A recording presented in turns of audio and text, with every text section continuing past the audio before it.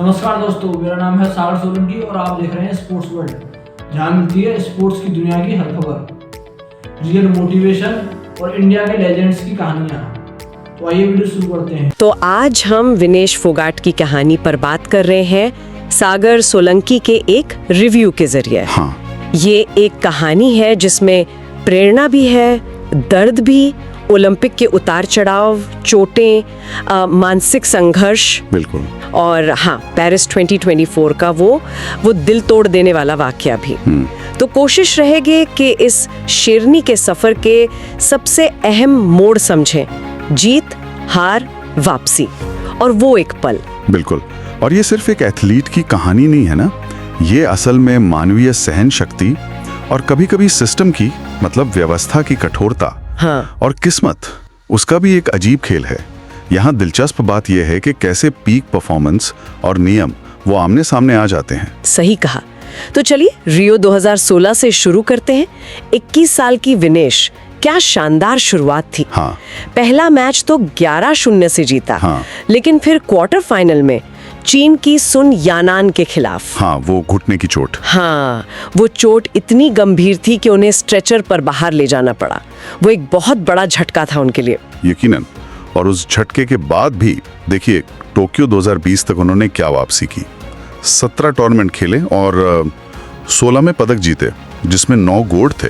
गजब। लेकिन फिर टोक्यो में 53 किलो वर्ग के क्वार्टर फाइनल में हार के बाद उनका वो बयान आया जिसने सबको हिला दिया था। हाँ, वो my body is not broken but I truly am. बिल्कुल। ये दिखाता है कि मानसिक दबाव कितना ज्यादा था। और फिर पेरिस का रास्ता वो भी आसान नहीं था। अंतिम पंघाल ने 53 किलो का कोटा पहले ही ले लिया था देश के लिए। हाँ, वो कोटा सिक्योर कर लिया था उन्होंने। तो विनेश को 50 किलो वर्ग में उतरना पड़ा। ये बदलाव, क्या ये आसान रहा होगा? वजन घटाना? बिल्कुल नहीं। वजन घटाना, वो भी इतने कॉम्पिटिटिव लेवल पर, बहुत मुश्किल होता है। लेकिन इसके बावजूद बिश्केक में जो एशियन क्वालिफायर्स हुए, हाँ, उसमें उन्होंने 3 बड़े मुकाबले जीतकर पेरिस का टिकट पक्का किया। ये उनकी वो इच्छा शक्ति दिखाता है। और एडेप्टेबिलिटी भी। और फिर पेरिस 2024 उनका प्रदर्शन तो मतलब कमाल का था, अविश्वसनीय। राउंड ऑफ 16 में जापान की मौजूदा ओलंपिक चैंपियन यूई सुसाकी, जिनका 82-0 का रिकॉर्ड था, उन्हें 3-2 से हराया। हाँ, वो बहुत बड़ी जीत थी, उलटफेर था एक तरह से। फिर क्वार्टर फाइनल में यूक्रेन की अक्साना लिवाच को आखिरी 20 सेकंड में 4 पॉइंट लेकर 7-5 से हराया। और सेमीफाइनल में क्यूबा की यूसनेलिस गुज़मान को 5-0 से सीधा हराकर वो ओलंपिक फाइनल में पहुंचने वाली पहली भारतीय महिला पहलवान बनी। इतिहास। बिल्कुल। ये जीतें सिर्फ स्कोर नहीं थी, ये बता रही थी कि विनेश अपने खेल के शिखर पर है, शारीरिक रूप से भी, मानसिक रूप से भी। सुसाकी को हराना मतलब वो स्वर्ण या रजत की सबसे मजबूत दावेदार लग रही थी। लेकिन फिर फाइनल से ठीक पहले सुबह वेइंग इन में जो हुआ, हाँ, मतलब मैच से पहले वो जो वजन जांच होती है जी, उसमें वो सिर्फ 100 ग्राम ज्यादा वजन की वजह से डिस्क्वालीफाई हो गई। और वो भी तब जब उन्होंने आखिरी पलों में बाल कटवाए, सिंगलेट काटा, सब कोशिश की। हाँ, लेकिन वो नाकाफी रहा। इतने शानदार प्रदर्शन के बाद ऐसा होना बहुत ही दर्दनाक। ये खेल के नियमों की क्रूर सच्चाई है शायद, जहाँ मिलीग्राम का फर्क भी सब कुछ बदल देता है। सही। एक एथलीट जो गोल्ड से बस एक कदम दूर हो, उसका इस तरह बाहर हो जाना वाकई दिल तोड़ने वाला था।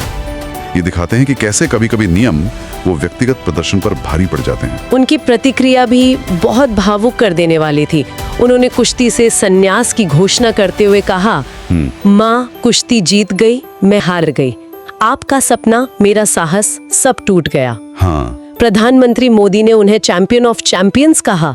साक्षी मलिक, बजरंग पूनिया, सबने साथ दिया। और सागर सोलंकी के रिव्यू में भी यही बात है कि ये कहानी सिर्फ हार की नहीं है, ये उम्मीद की है, लड़ने की, नारी शक्ति की कहानी है। बिल्कुल। ये दिखाती है कि कैसे उन्होंने जीवन की मुश्किलों का सामना किया, जिसमें वो सिस्टम से जुड़े संघर्ष भी शामिल हैं। तो फिर इस पूरे घटनाक्रम से क्या सबक मिलता है? रिव्यू का सार यही है कि विनेश की कहानी बार बार गिरकर उठने की हिम्मत दिखाती है। सही बात। हार को मानकर फिर से वापसी करना, वही असली जीत है। चुनौतियां चाहे वजन की हों, चोट की या मानसिक, वो हिम्मत बनाए रखना सबसे जरूरी है।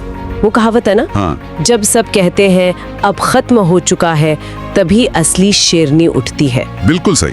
और ये हमें एक अहम सवाल पर भी छोड़ जाता है ना, हाँ, कि जब बाहरी नियम जैसे वजन की इतनी बारीक सीमा किसी एथलीट की सालों की मेहनत और पीक परफॉर्मेंस पर इस तरह पानी फेर दें, तो फिर हम जीत और हार को कैसे देखें, कैसे परिभाषित करें?